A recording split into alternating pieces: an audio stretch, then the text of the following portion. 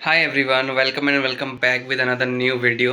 सो यार, ये वीडियो बड़ी ही क्रूशियल और बड़ी ही इंटरेस्टिंग रहने वाली है। अगर आप नाटा 2024 के एग्ज़ाम अभी आपके नहीं हुए हैं, कोई भी अटैम्प्ट नहीं हुआ या फिर जिनका एक भी अटैम्प्ट हो चुका है, तो उनके लिए भी बहुत ज़्यादा क्रूशियल है।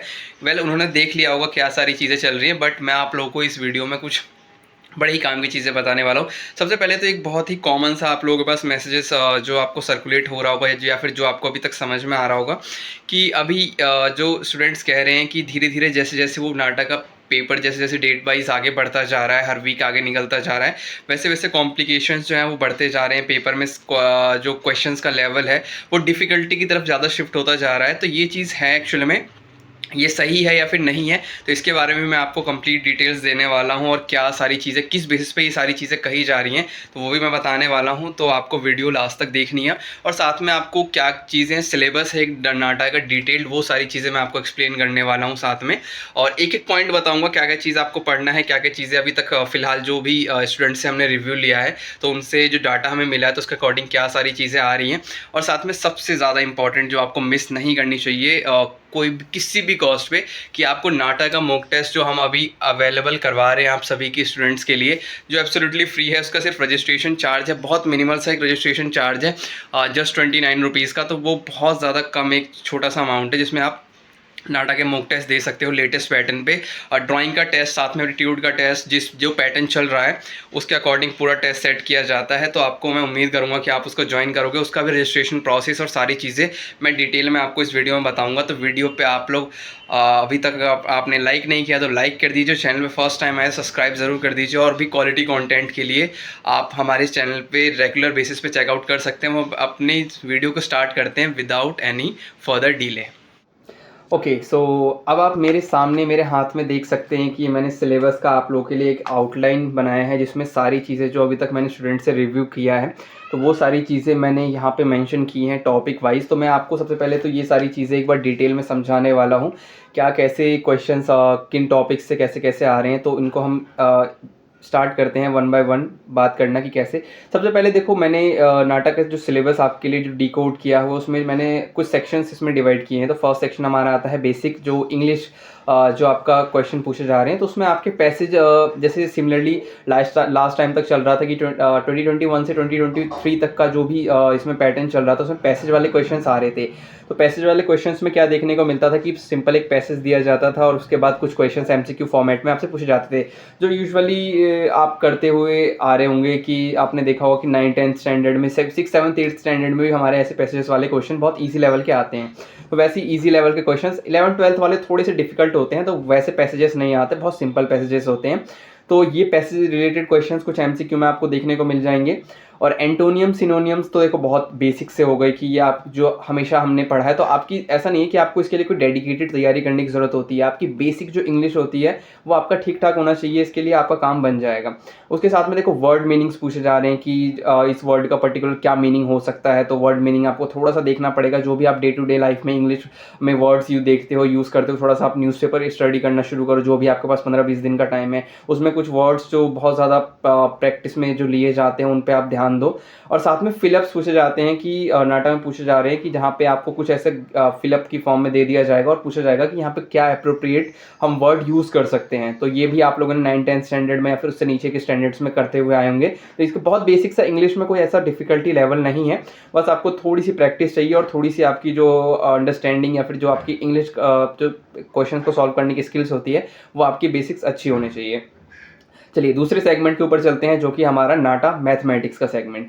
सो नाटा मैथमेटिक्स सेगमेंट में अगर हम देखें तो सरफेस एरिया वाले क्वेश्चन जो एज यूजुअल हमेशा से आते आ रहे थे, जो लास्ट टाइम भी पूछे जाते थे कि सरफेस एरिया में आपको क्वेश्चन दे दिया जाता था कि ये ऐसे ऐसे इसका लेंथ विड्थ जो भी सारी चीज़ें हैं, तो उसके अकॉर्डिंग आप सरफेस एरिया ये सारी चीज़ें बताओ। तो एरिया पेरीमीटर रिलेटेड क्वेश्चन तो सिमिलरली वैसे के वैसे ही आ रहे हैं। साथ में रेशियो प्रपोर्शन पे देखो एक काफ़ी ज़्यादा इंपॉर्टेंट टॉपिक बन जाता है कि रेशियो पे बहुत क्वेश्चन पूछे जाते हैं कि लाइक आपसे दे दिया जाएगा कि इतने का 13 10% कितना होगा, 15% कितना होगा, 20% क्या होगा, या फिर कॉस्ट इतना प्रॉफिट हुआ इतना लॉस हुआ, तो इसमें परसेंटेज वाला जो भी क्वेश्चन है वो आपसे पूछा जाएगा। और इसके साथ में परसेंटेज हो गया, रेशो प्रोपोर्शन हो गया, उसके बाद सीरीज़ का क्वेश्चन पूछे जाते हैं, सीरीज़ सीक्वेंस वाले क्वेश्चंस। प्रॉफिट एंड लॉस का क्वेश्चन जो मैंने अभी आपको बताया कि प्रॉफिट एंड लॉस परसेंटेज के क्वेश्चंस आ रहे हैं, तो ये आपको प्रिपरेशन करनी है। नाटा मैथमेटिक्स भी बहुत बड़ा कोई ऐसा पार्ट नहीं है जो हमें बिल्कुल समझ में ना आए। नाटा मैथमेटिक्स भी हमेशा की तरह सिंपल ही है, क्वेश्चंस कम हो गए हैं। इनफैक्ट आप अगर देखो तो लास्ट टाइम तक 8-10 क्वेश्चंस भी आते थे, 10-12 क्वेश्चंस का वेटेज रहता था उसमें, बट अब क्या है कि 2-3-4-5 क्वेश्चन से ज़्यादा आपको देखने को नहीं मिलेगा नाटा मैथमेटिक्स में। तीसरा देखते हैं एप्टीट्यूड सेक्शन, जो कि रीजनिंग वाला सेक्शन है। हमने रीजनिंग सेक्शन और एक आपका नॉन रीजनिंग जो आपका प्रॉपर आर्किटेक्चरल एप्टीट्यूड का सेक्शन है वो अलग रखा हुआ है। तो नाटा एप्टीट्यूड का रीजनिंग का जो सेक्शन आता है उसमें देखो सरफेस काउंटिंग वाले क्वेश्चन, जिसमें आपको सरफेसेस काउंट करने होते हैं कि आपको कोई जैसे दे दिया जाए, फिर उसमें आप जैसे मैं अगर आपको ये ऑब्जेक्ट शो करूँ, मैं इसका कहूँ कि आपको टोटल नंबर ऑफ सर्फेसेस बताने हैं, तो आप बताओगे 1 2 3 4 5 एंड 6 सर्फेसेस है, ऐसे क्वेश्चंस। इसके बाद में आपके हिडन फिगर्स वाले क्वेश्चंस आ जाते हैं, जो आपके जेईई में जैसे एज यूजुअल आते हैं ना, कि जब आपको देखना होता है कि ये हिडन फिगर का एक छोटा सा आपको रेप्लिका दे दिया जाता है और कहा जाता है कि ये इसमें से किन ऑप्शंस में ये हिडन फिगर आपको विजिबल है। ऐसे questions as it is JEE के फॉर्मेट में जैसा पूछा जाता है वैसे। काउंटिंग फिगर्स की आपको फिगर्स दे दिए जाते हैं बहुत सारे, मतलब कह सकते हो कि स्टैक कर दिए जाएंगे, बहुत सारे यूनिट्स में डाल दिया जाएगा और आपसे पूछा जाएगा कि कितने टोटल नंबर ऑफ फिगर्स हैं यहाँ पे। लाइट शेडो बेस्ड क्वेश्चन बहुत इंपॉर्टेंट क्वेश्चन है, बहुत ध्यान से पढ़ना है। लाइट शेडो बेस्ड क्वेश्चन, जिसमें आपको लाइट शेडो ऐसे देखना होता है कि ऑब्जेक्ट की जैसे लाइट का डायरेक्शन सोर्स ये है, तो आपका ऑब्जेक्ट यहाँ पे प्लेस कर रखा हुआ है, तो उसकी शेडो कैसे बनेगी, अगर उस तरफ से लाइट पड़ रही है तो उसकी शेडो कैसे बनेगी। तो ये क्वेश्चन आपको ध्यान देने हैं, थोड़ा आपको इसको बेसिक समझना पड़ेगा। तो इसके लिए मैं रिकमेंड करूँगा कि बहुत सारी वीडियोज़ हैं यूट्यूब पर, आप किसी भी 2-3 वीडियोज़ का जो है रेफरेंस के थ्रू आप इसको समझ सकते हो। बहुत ईजी क्वेश्चन होते हैं, बेसिक अपने डे टू डे लाइफ में भी जब आप सन को ऑब्जर्व करते हो तब भी आपको समझ में आता है कि हमेशा शेडो जो बनती है उसके अपोजिट में बनती है, जहाँ से लाइट फॉल कर रही होती है उसके अपोजिट डायरेक्शन में, तो आपको वो थोड़ा समझना पड़ेगा। इसके अलावा क्वेश्चंस और देखें हम तो डायरेक्शन सेंस टेस्ट, इसकी वीडियो तो मैं आपको पर्सनली रेकमेंड करूँगा कि आप हमारे चैनल यूट्यूब चैनल पर जाकर देख सकते हो। इस वीडियो का डिस्क्रिप्शन में मैं लिंक दे दूंगा, तो आप ज़रूर ट्राई करना कि आप इसको एक बार चेकआउट करो। डायरेक्शन सेंस टेस्ट को बहुत इजी होता है, जिसमें आपको डायरेक्शन सेंस करने होते हैं कि ये पर्सन इस डायरेक्शन में गया, इसने राइट टर्न लिया, फिर लेफ्ट टर्न लिया, इतना इतना 10 किलोमीटर इधर गया, 10 किलोमीटर उधर गया, तो वो एक्चुअल अपनी पोजीशन से कितनी दूर खड़ा है, किस साइड खड़ा है, राइट है, लेफ्ट है, या फिर किस तरफ भी है, तो वो आपको समझना पड़ेगा। इसके अलावा क्वेश्चन देखें तो कोडिंग डिकोडिंग पे क्वेश्चंस आते हैं कि लाइक अगर मैं कोड एक रैट है, रैट को मैं अगर मैं कोड कर दूं कि 1 2 3, तो उसके लिए फिर मैं दूसरा अगर कोई वर्ड दूं तो उसको आपको समझना पड़ेगा कि इसकी कोडिंग चल क्या रही है, इसमें कौन से अल्फ़ाबेट को किस कोड से जो है किस नंबर से डिनोट ऐसा रिप्रेजेंट किया जा रहा है। तो कोडिंग डिकोडिंग इस तरह से क्वेश्चन समझें। 3D विजुअलाइजेशन के क्वेश्चन आपको देखने पड़ेंगे, जिसमें आपको उसमें प्लान एलिवेशंस डिफरेंट व्यूज़ जो होते हैं, वो एक जैसे ये ऑब्जेक्ट दे दिया जाए, मैं आपको कहूँ कि इसका प्लान देखो, तो आप इसको प्लान में क्या कहोगे, जो चीज़ आपको सामने ऊपर से दिखाई दे रही है आप इसका प्लान कह सकते हो। व्यू अगर मैं दे दूं तो ये मैंने ऐसा कुछ रखा हुआ है, इसका 3D व्यू दिखाई दे रहा है हमें, तो इस तरह से क्वेश्चंस आपसे पूछे जा सकते हैं। और इसके अलावा क्वेश्चंस देखा जाए तो मिरर इमेज से भी क्वेश्चन आ रहे हैं। मिरर इमेज से आपको पता है कि जो चीज़ आपको, जैसे अगर आपने मिरर में राइट हैंड किया हुआ है तो आपको आप अगर देखते हो तो वो चीज़ आपके लेफ्ट में दिखाई दे रही होती है, तो ये आपके मिरर इमेज वाले क्वेश्चंस हो गए। अब हम बेसिकली इन्हीं सारी चीज़ों को मिला जुला के आपसे रीजनिंग वाले पार्ट में पूछा जा रहा है क्वेश्चंस।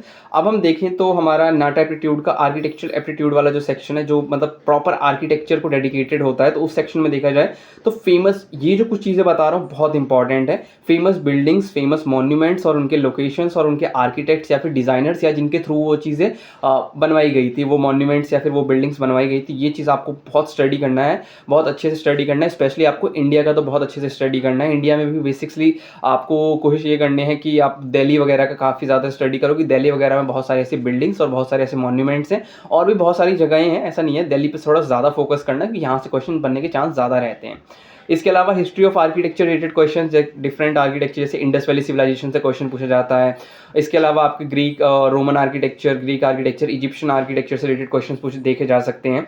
अब बेसिक आर्किटेक्चरल जीके देखो, बेसिक आर्किटेक्चरल जीके में स्टैच्यू ऑफ लिबर्टी का क्वेश्चन आ गया था कि किसने किसको गिफ्ट किया था, तो ये चीज़ आपको बेसिक जो आर्किटेक्चरल जीके है ना, जो चीज़ें आपको पता होनी चाहिए, तो उनको आप ध्यान रखना। करंट अफेयर्स आप देख सकते हो पिछले 1-2 महीने का, पिछले एक आध साल का भी देख सकते हो। आर्किटेक्चर करंट अफेयर्स देखोगे तो वो ज़्यादा आपको काम देगा, और जीके भी आप देख सकते हो, जो आर्किटेक्चरल बेस पे जो जीके आपसे पूछी जा सकती है, तो वो क्वेश्चंस आपसे डायरेक्टली यहीं से पूछे जाएंगे। इसके अलावा बिल्डिंग मटेरियल्स एंड कंस्ट्रक्शन का बहुत इंपॉर्टेंट पार्ट आ जाता है। देखो, बिल्डिंग मटेरियल्स और कंस्ट्रक्शन आपको बेसिक्स एटलीस्ट ढंग से पता होने चाहिए। इसमें कंस्ट्रक्शन में आपके बहुत सारी चीज़ें हो जाती हैं, फाउंडेशन हो गया, इसके अलावा डोर, विंडो, फ्लोरिंग से रिलेटेड क्वेश्चन पूछ लिया जाता है कि किस जगह के लिए कौन सी फ्लोरिंग हम यूज़ कर सकते हैं। पर्टिकुलर टाइप ऑफ रूफ पूछ लिए जाते हैं, विंडो पूछ लिए जाते हैं, डोर्स पूछ लिए जाते हैं कि ये कौन सी विंडो है, ये कौन सा डोर है। तो ऐसे क्वेश्चंस आपको ध्यान देने हैं, बिल्कुल बेस से लेके बिल्कुल आपको टॉप तक के जितनी सारी बिल्डिंग एलिमेंट्स आ जाते हैं उनके आपको ढंग से स्टडी करना है। वन बाय वन सारी चीज़ों को अच्छे से स्टडी करना है। बिल्डिंग मटेरियल्स में जो भी मटेरियल्स स्पेशली यूज़ किए जाते हैं, और खासतौर पे एडवांस कंस्ट्रक्शन मटेरियल्स आपको ज़रूर देखना है, क्योंकि एडवांस कंस्ट्रक्शन मटेरियल्स से क्वेश्चंस आने की बहुत ज़्यादा पॉसिबिलिटी होती है।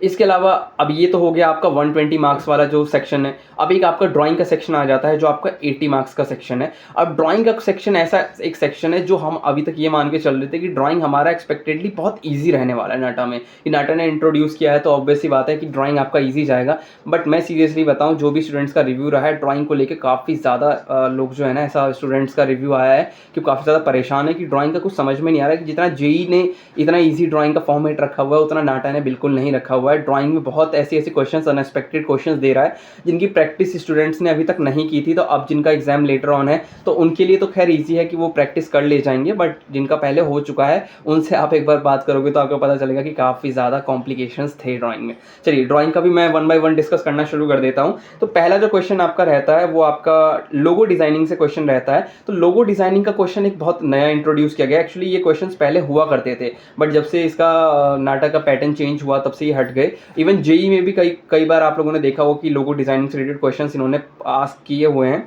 तो लोगो डिजाइनिंग का क्वेश्चन आपको रहता है जिसमें आपको कुछ एक एड ऑन चीज़ जो ऐड की जाती है वो ये की जाती है कि देखो, सबसे पहले तो आपको एक फिक्शनल कंपनी का लोगो डिज़ाइन करना होता है। कि फिक्शनल कंपनी कैसी, फिक्शनल हम ऐसा वर्ड यूज़ करते हैं जो कि मतलब प्रॉपर एग्जिस्टिंग नहीं होता। जैसे फिक्शनल कैरेक्टर्स की बात करते हैं, सुपरमैन, बैटमैन, तो ये फिक्शनल कैरेक्टर्स हैं हमारे।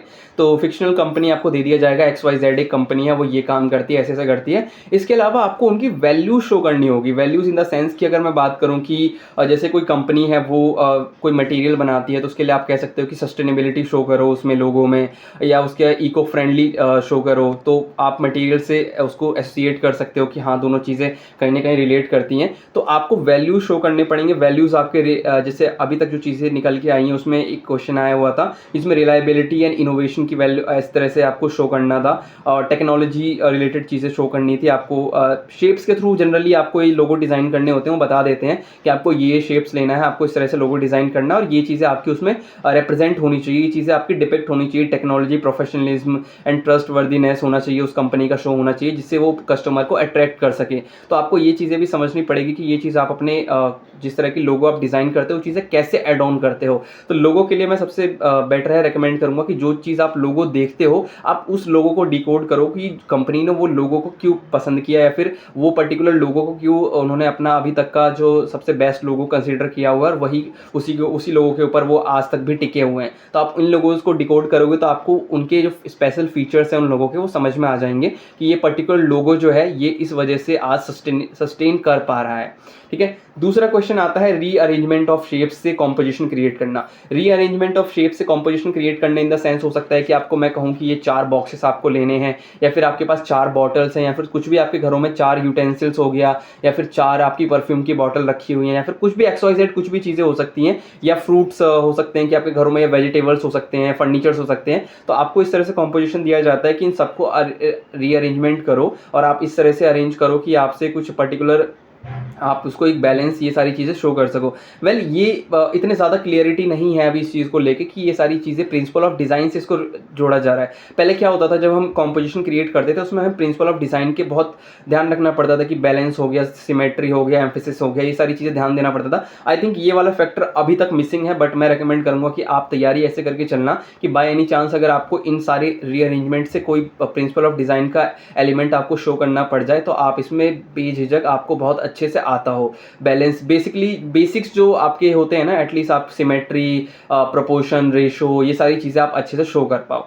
तो ये अभी तक तो नहीं आ रहा, बट उम्मीद कर सकते हैं कि ये आगे आ सकता है। तो आपको ये रीअरेंजमेंट ऑफ शेप से कॉम्पोजिशन क्रिएट करना होता है, जिसमें लाइट और शेडो का बहुत इंपॉर्टेंट रोल होता है। आपको बताते हैं वो कि इस डायरेक्शन से लाइट पड़ रही है, और आपको उस पर्टिकुलर जो आपने रीअरेंजमेंट किया है शेप्स का, या फिर जो भी ऑब्जेक्ट का रीअरेंजमेंट किया है, आपको उसका शेडो भी शो करना है। तो ये इंपॉर्टेंट है। आपको लाइट शेडो का मैंने बता दिया, लाइट शेडो किस तरह से समझनी है आपको, आप यूट्यूब पे वीडियोस देख लो। बाकी चीज़ें आप एक बार आप प्रैक्टिकल भी समझने का ट्राई करो उसको, डे टू डे लाइफ में कैसे शेडो वर्क करती है, लाइट शेडो वर्क करती है। तब आपका ये वाला टॉपिक जो होगा आपके थ्योरी पोर्शन के लिए as well as for your drawing portion, I think ये बहुत ज़्यादा क्लियर हो जाएगा।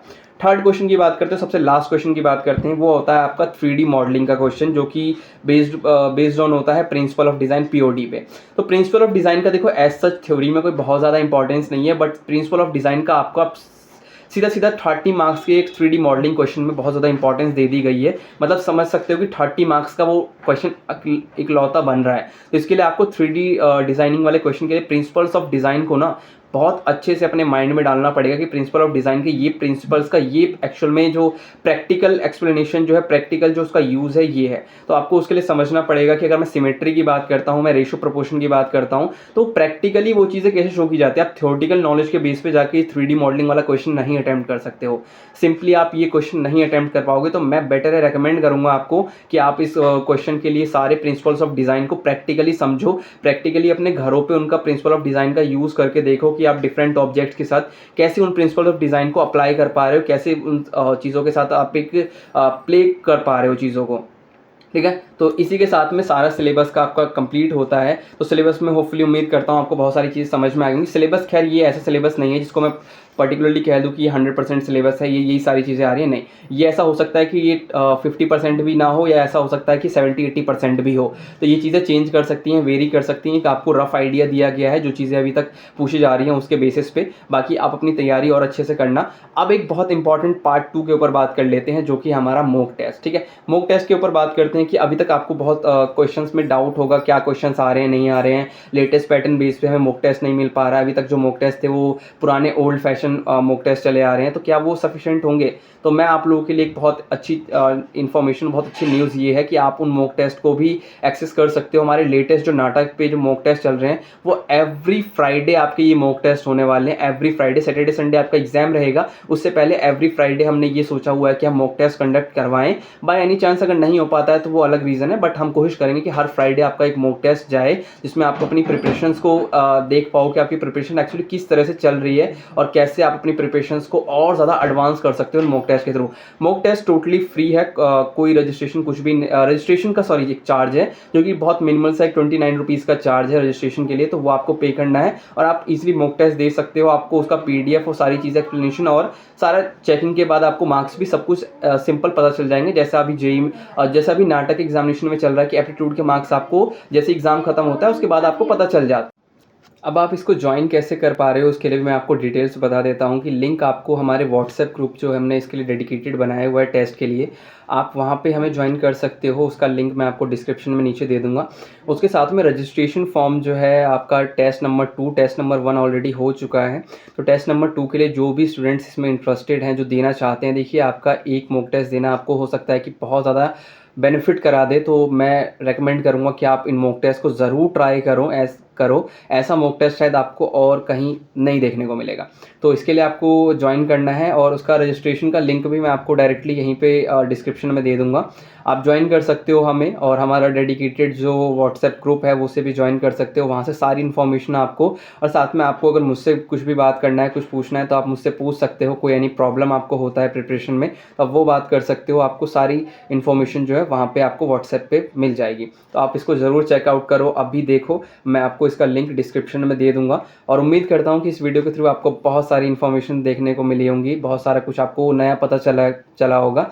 तो आप इसको ज़रूर ट्राई करना। आप अपनी प्रिपरेशंस इसके लिए और ज़्यादा अच्छी करना, इसके साथ में सारी इन्फॉर्मेशंस के साथ में। और मॉक टेस्ट को ज्वाइन करना भूलना मत। ये मॉक टेस्ट आपका इसी फ्राइडे में आपका होने वाला है। तो मैं उम्मीद करूँगा कि आप वहाँ पे मुझे मिलोगे और हम बात करेंगे, और आपका मॉक टेस्ट बहुत ज़्यादा अच्छा हो। Wishing you all the very best, और उम्मीद करता हूँ आप इसको ज्वाइन कर रहे हो, और हम मिलते हैं अपनी नेक्स्ट वीडियो में।